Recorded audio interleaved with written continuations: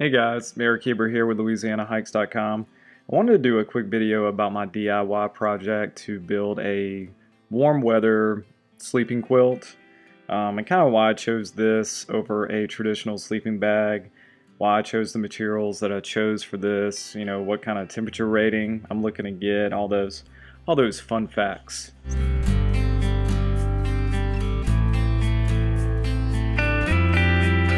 So the basic concept behind a sleeping quilt versus a traditional type mummy bag is basically looking at how insulation works and how traditional sleeping bags, have insulation in places where it's really not necessary. Looking at either apex or down insulation, it all works on loft. Air is trapped in between the layers of the insulation, and that is actually what keeps you warm. So say a traditional sleeping bag that has a insulated back on it, if you're laying on top of that insulation and compressing it, you're not getting any insulation from it. And most sleeping pads nowadays do have an insulating option, which mine does. It's not a real heavy insulation, but it's enough. And so the concept is, with a sleeping quilt, it doesn't have a back, and you're getting the insulation from your sleeping pad, and you're not wasting that weight for insulation that's not doing anything for you.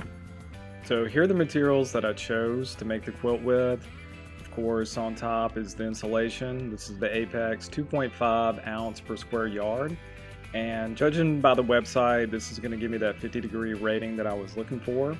And why did I choose synthetic over down? Well, really, cost was a factor. Down's more expensive than synthetic.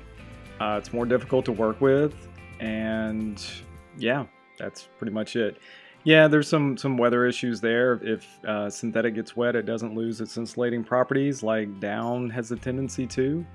And here in Louisiana, it's wet and there's a lot of tree cover, so if my down quilt was to get wet, there really wouldn't be an opportunity most of the time to dry it out before I need to use it again that night. Right underneath that, the gray fabric, that is the 0.9 ounce per square yard membrane. It's a 15 denier, taffeta, poly, and just based on the weight, the weather resistance, the wind resistance, the feel, it's got a very soft feel to it. I knew this was a good choice for the top shell.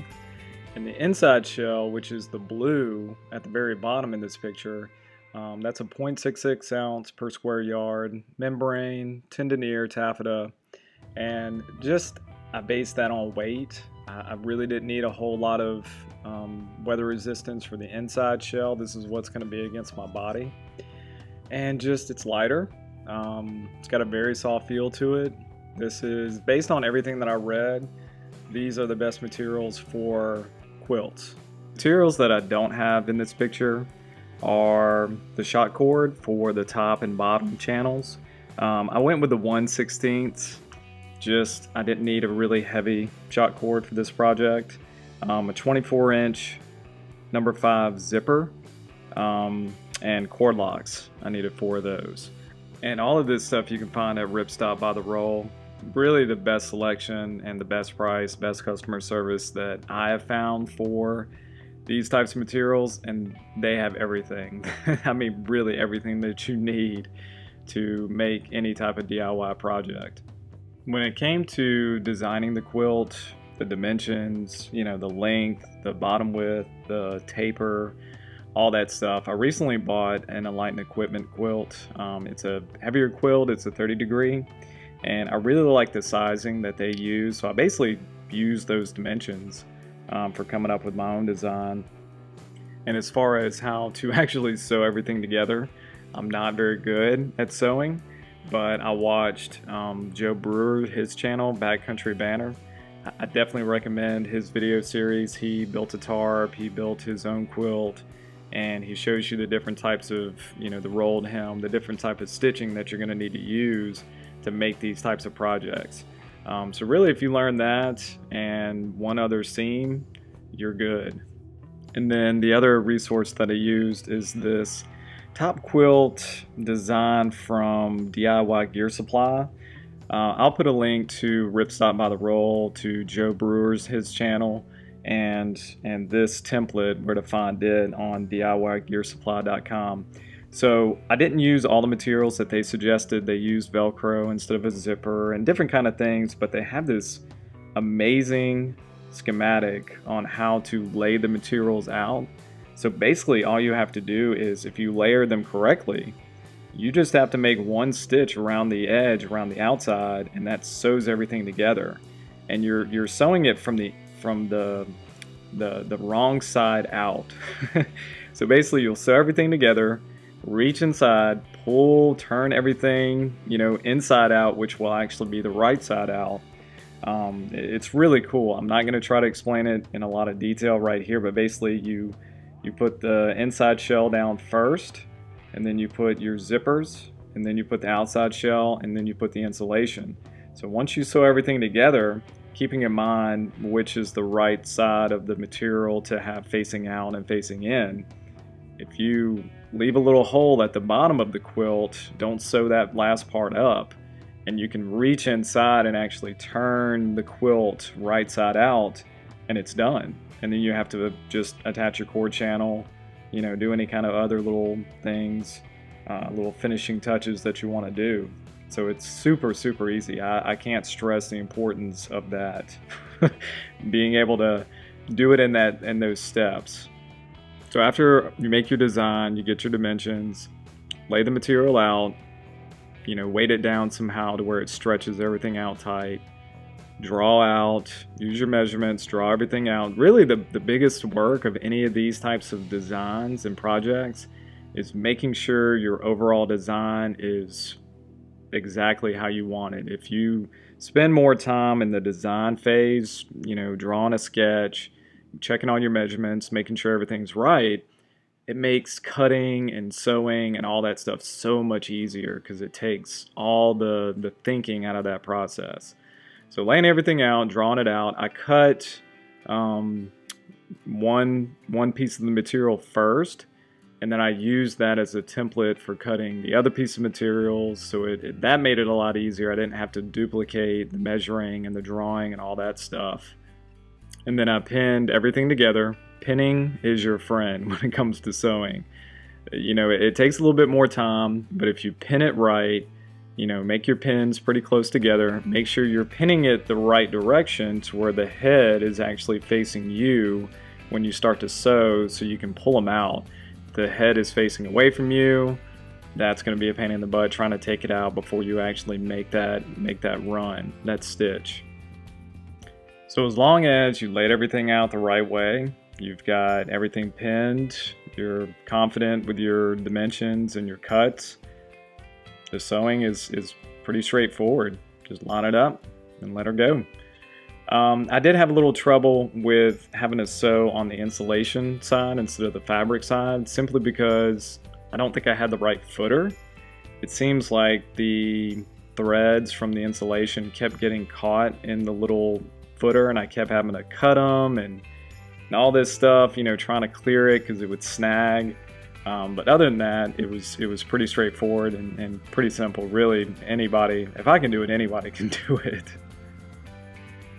So I've sewed up all around the edges, the top and the sides of the quilt, and I left the bottom open so I could put the zipper in, and you can kind of see how I've set it up. The top of the zipper is, of course, on the very top of the inside of the quilt, and the teeth part go towards each other, towards the inside of the quilt, and the fabric side is towards the outside, and that's what you're going to pin, and that's what you're actually going to stitch.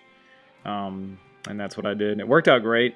The only thing is I did not keep in mind which side the zipper pull was going to be on, and so now the pull is actually on the inside of my quilt instead of on the outside. It's not a big deal because I usually zip that up first before I even get in it. Just kind of one of those little detail things.